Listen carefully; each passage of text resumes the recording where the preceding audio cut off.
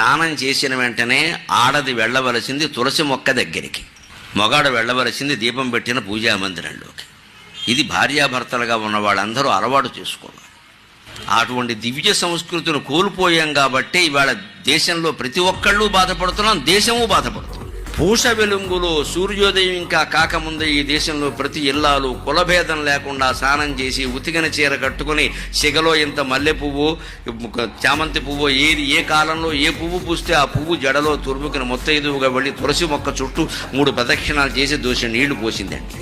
ఈవేళ మళ్ళీ నేను గమనిస్తున్నా, ఏ మాటకు ఆ మాట చెప్పాలి. 10-15 ఏళ్లుగా ప్రవచన పరంపర పెరుగుతూ ఉండడం వల్ల చాలా ఇళ్లలో మళ్ళీ తులసి మొక్కల్ని ఆరాధించే సంస్కృతి పెరిగింది.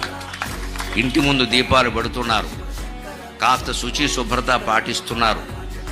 ప్రవచనకర్తలందరికీ నేను ధన్యవాదాలు తెలియజేస్తున్నాను. వారి కారణంగానే ఇది జరిగింది.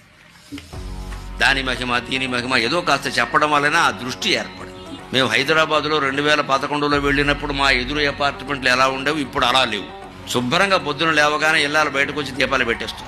ఇంట్లో దీపం పెడుతుంది పూజా మందిరం. అసలు 5-6 గంటలకు ముందు లేచి స్నానాలు చేయాలనే ఆలోచన ఆడ మగ అందరిలో వచ్చింది, చాలా భాగం వచ్చింది, ఇంకా రావాలి. అదే మన సంస్కృతి.